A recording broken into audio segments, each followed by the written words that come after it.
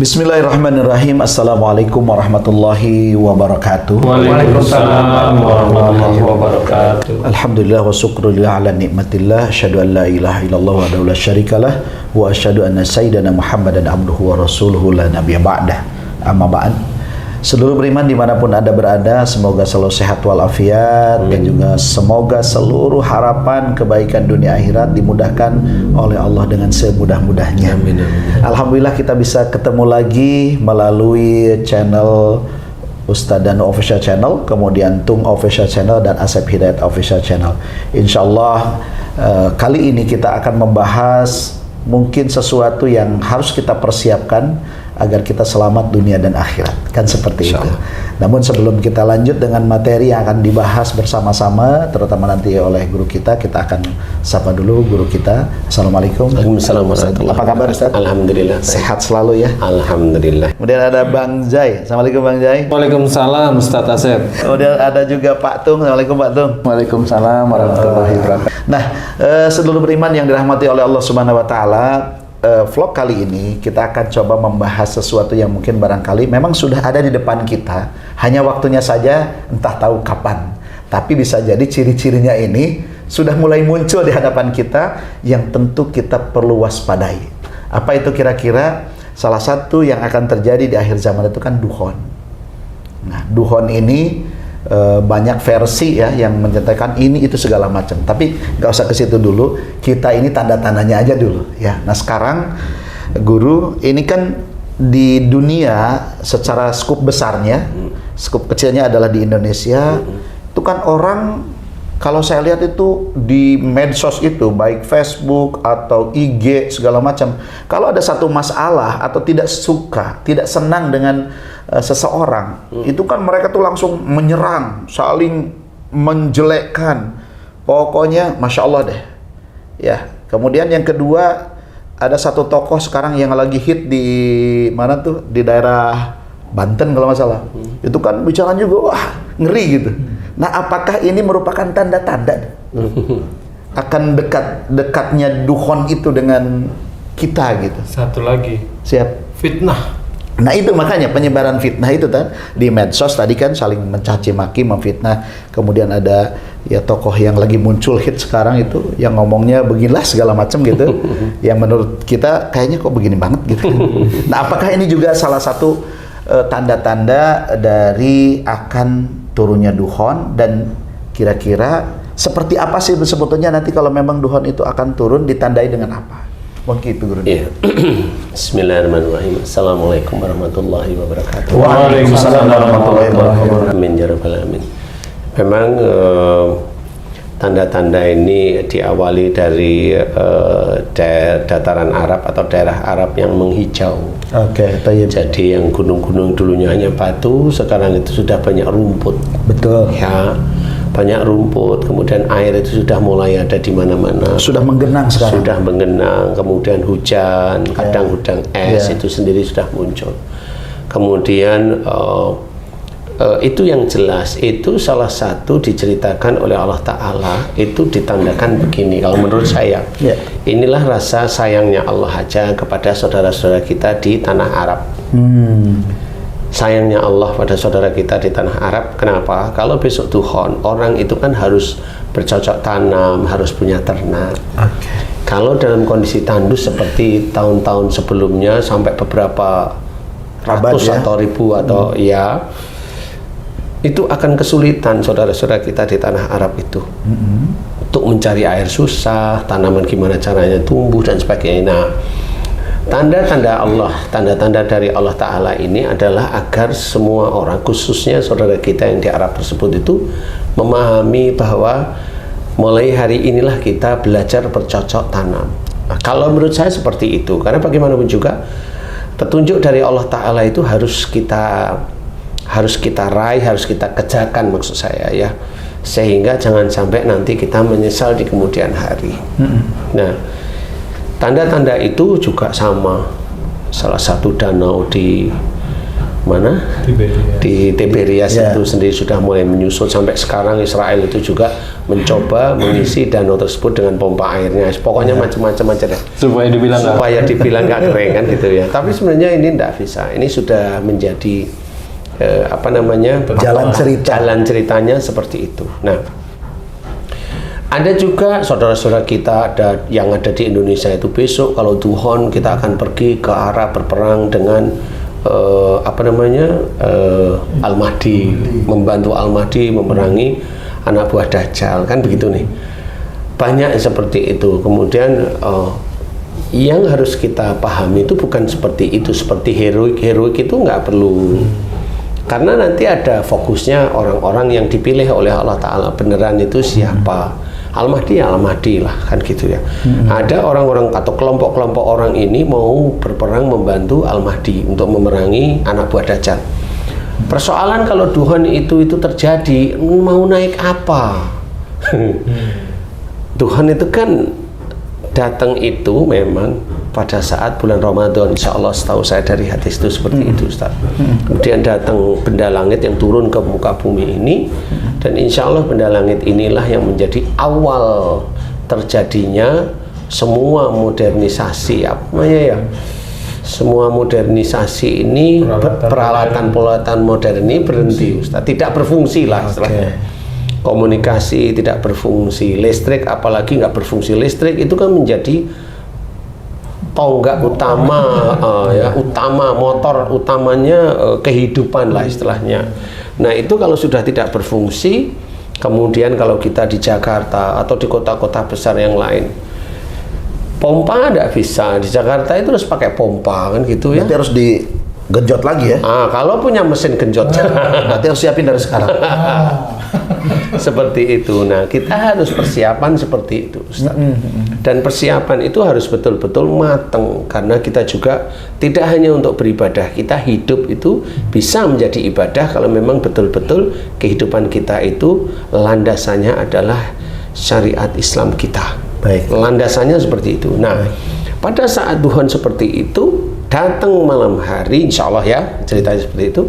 Orang baru tidur pulas atau orang baru nonton bola barangkali ya, tapi di bulan Ramadan walau alam saya ngerti nih, baru itu tiba-tiba lampu semua pet, nggak cuma di Indonesia, semua di negara-negara seluruh dunia penerbangan langsung perpet jatuh, kecuali yang pakai lilin berarti ya.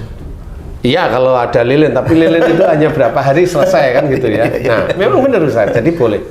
Nah, di titik inilah sebenarnya seseorang itu mulai berjuang untuk diri sendiri atau kelompok. Iya, Rob. Berjuangnya itu untuk diri sendiri atau kelompok. Nah, kalau sudah seperti ini, sudah dianjurkan oleh Allah Ta'ala melalui petunjuk, kalau saudara kita yang di Arab harus mulai bercocok tanam sekarang. Harusnya kalau dia sadar, kan gitu nih. Jadi banyak orang di Arab sana itu malah semakin lama makin kaya, sehingga menjadikan tidak sadar dan tidak mau tahu bahwa sebentar lagi, walau alam ya, sebentar lagi Tuhan itu akan datang. Jadi nggak ada persiapan sama sekali. Yang rumahnya itu kamarnya 100 bisa selesai. Mau makan apa lewat itu, punya uang triliunan, mau makan apa sekarang? Uang udah nggak bisa. Uang triliunan itu kan hanya di bank aja, nomor aja di situ. Di titik inilah sebenarnya kita harus berpikir. Waktu-waktunya sudah sangat dekat. Saudara-saudara kita itu ibaratnya dalam rumah itu sudah saling fitnah. Satu rumah itu sama seperti dalam hadis Bukhari Muslim, di mana tanda-tanda Tuhan itu salah satunya adalah di dalam rumah itu banyak fitnah. Di dalam rumah itu di agama kita itu sudah saling fitnah, saling menyerang, sudah tidak ada tidak ada adab, padahal dia sendiri ya tahu agama, saudaranya diserang. Padahal kalau kita mau mengingat hadis Nabi yang lain bahwa kalau kita memberikan nasihat kepada saudara kita di depan majelis itu dilarang, karena sama seperti itu mempermalukan. Itu dalam majelis kecil itu dilarang. Berarti orang Islam itu punya adab, sehingga pada saat mau memberikan masukan. Kalau saudara yang salah kan 4 mata saja, seperti itu. Nah, itulah yang dianjurkan. Tetapi saat ini sudah tidak. Celebung itu keluar di YouTube, sehingga nggak suka dengan Ustadz ini langsung serang, nggak suka dengan ini serang. Yang lain yang memangnya merasa artis top, dia ngeluarin YouTube-nya itu, orang itu sampai melongo saking pengen dia itu seperti artis-artis itu. Nah, Tuhan ini dalam kondisi yang seperti ini, listrik sudah tidak bisa. Kita mau wudhu, oke, kalau dekat dengan sungai kita bisa wudhu di sungai, kan gitu ya. Kemudian kita mau makan pakai apa? Paling kalau ada beras di rumah dimakan seminggu 2 minggu habis. Selesai lah.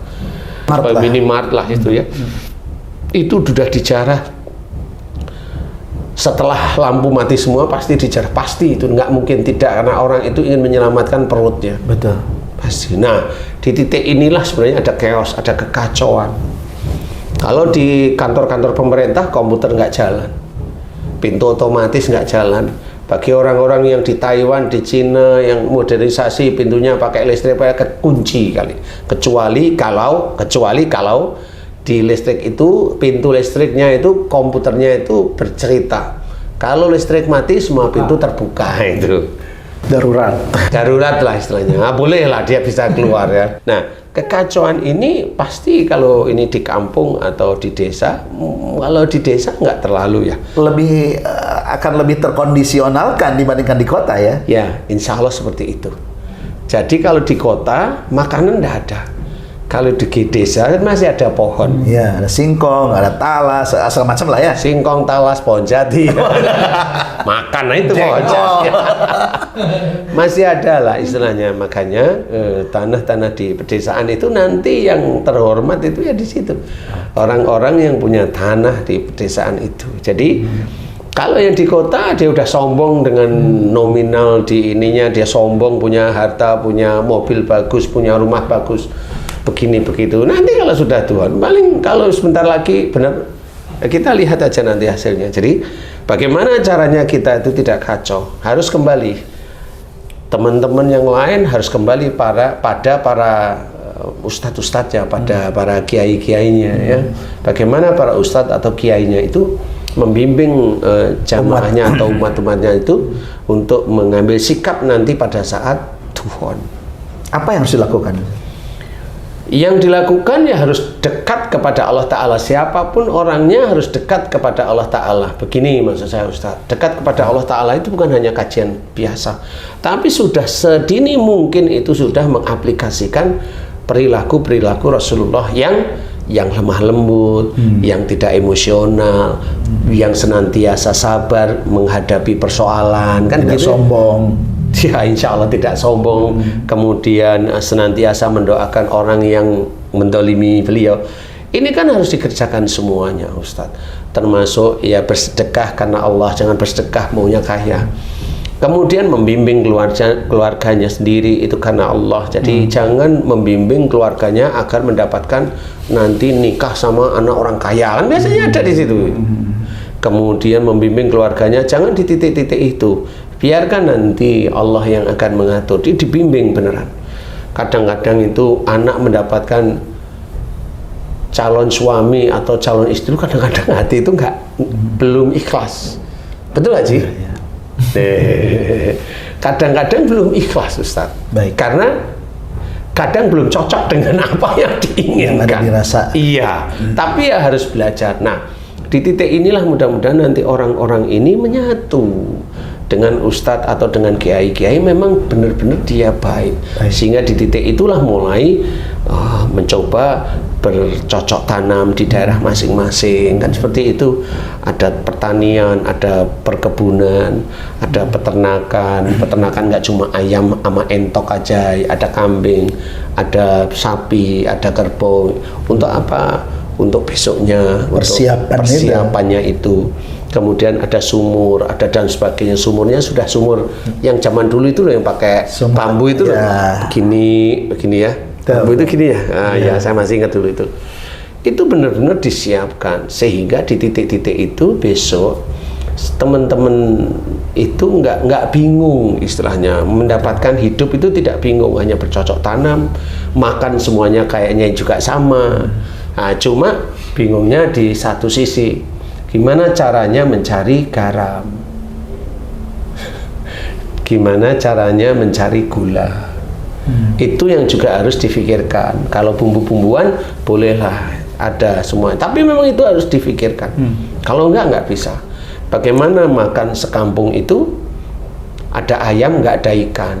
Nah, ayam itu kan satu rumah tangga itu paling punya kan 10 paling 20 lah ya.